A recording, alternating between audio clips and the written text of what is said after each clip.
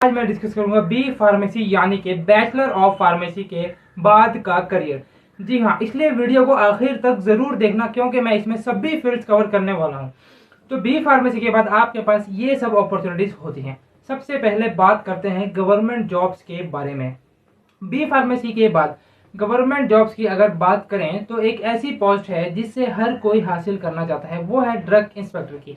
Drug inspector बनने के लिए मिनिमम क्वालिफिकेशन ग्रेजुएशन होती है। तो डी फार्मेसी के बाद आप ड्रग इंस्पेक्टर बिल्कुल नहीं बन सकते, बी फार्मेसी करनी ही पड़ेगी। इस जॉब की सीट्स बहुत कम होती हैं, इसीलिए जॉब मिलना बहुत मुश्किल होता है, मगर आप ट्राई करते रहिए, मिल जाए तो आपकी किस्मत। अगली जो गवर्नमेंट जॉब है वो है रेलवे से रिलेटेड। जी हाँ स्टूडेंट्स, अब आप फार्मेसी करने के बाद रेलवे में भी जॉब कर सकते हो एज ए फार्मासिस्ट। और सोने पे सुहागा तो ये है कि इसमें सिर्फ बी फार्मेसी वाले नहीं बल्कि डिप्लोमा वाले भी जॉब कर सकते हैं, है ना खुशखबरी। मगर ये जॉब के पोस्ट एक साथ नहीं बल्कि टाइम टू टाइम थोड़े थोड़े निकलते रहते हैं। तो बस आप लोग अपडेटेड रहिए कि कौन सी वैकेंसी कब निकल रही है, कहाँ निकल रही है। दूसरों के भरोसे मत रहिए कि कोई आके आपको बताएगा या आपको न्यूज फॉरवर्ड करेगा, ठीक है ना।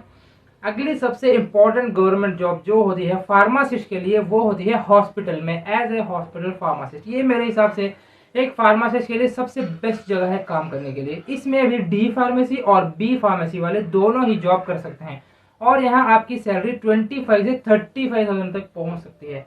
एक और गवर्नमेंट जॉब ऐसी है जो सिर्फ फार्मासिस्ट के लिए ही है, वो है लेक्चरर यानी गवर्नमेंट लेक्चरर। वो मैं एकेडमिक्स के टॉपिक में कवर करूंगा आगे, ठीक है। ये तो हो गई गवर्नमेंट जॉब्स। अब बात करते हैं प्राइवेट जॉब्स के बारे में। प्राइवेट जॉब्स में दो इंपॉर्टेंट फील्ड्स हैं, लेक्चरर और असिस्टेंट प्रोफेसर या इंडस्ट्रीज। पहले बात करते हैं एकेडमिक्स की। आपने अगर बी फार्मेसी की है तो आप डिप्लोमा स्टूडेंट्स को पढ़ा सकते हो, ठीक है। याद रहे, बैचलर इन फार्मेसी के बाद आप बैचलर बी फार्म वालों को नहीं पढ़ा सकते, सिर्फ डिप्लोमा वालों को पढ़ा सकते हो। अगर आप बैचलर वालों को पढ़ाना चाहते हो तो आपको मास्टर्स एम फार्म करनी पड़ेगी, ठीक है। एम फार्म जो है ना वो किसी एक सब्जेक्ट में की जाती है, जैसे कि केमिस्ट्री, फार्माकोग्नोसी, फार्मास्यूटिक्स या फार्माकोलॉजी एक्सेट्रा। मुझे केमिस्ट्री में बहुत ज़्यादा इंटरेस्ट था, इसलिए मैंने केमिस्ट्री में एम फार्म की है। तो एम फार्म आप जिस सब्जेक्ट में करते हो ना, आप बी फार्म में वही सब्जेक्ट पढ़ा सकते हो। ये भी एक बहुत अच्छा करियर ऑप्शन है एज ए टीचर। आप 15 से 50,000 तक भी कमा सकते हो, उससे ज़्यादा भी कमा सकते हो। गवर्नमेंट और प्राइवेट दोनों जगह में ये सैलरी तकरीबन तकरीबन सेम ही रहती है। बट मैं आपको स्ट्रांगली रिकमेंड करूंगा कि आप अगर एकेडमिक्स में जाएं तो एम फार्म कर कर ही जाना, नहीं तो आपको उम्र भर अफसोस रहेगा। और अगर आप प्रिंसिपल बनना चाहते हैं तो वहां पर भी आपको एम फार्मा डिग्री चाहिए होगी। एम फार्म के बाद अब आप पीएचडी भी कर सकते हो जिससे आप एम फार्म को पढ़ा सकते हो। नेक्स्ट आता है आपका industrial job. Majority of students B pharmacy करते ही इसलिए हैं कि उन्हें इंडस्ट्री में कोई अच्छा सा जॉब मिल जाए, जो कि एक बहुत अच्छा करियर ऑप्शन है मेरे तरफ से। मगर यहाँ भी मैं आपको स्ट्रांगली रेकमेंड करना चाहूंगा कि आप एम फार्मेसी करके जाइए तो बेहतर रहेगा। वो क्या होता है ना, सिर्फ बी फार्म के बाद आपका सैलरी इतना ग्रो नहीं हो पाता जितना एम फार्म करने के बाद होने के चांसेस होते हैं, ठीक है।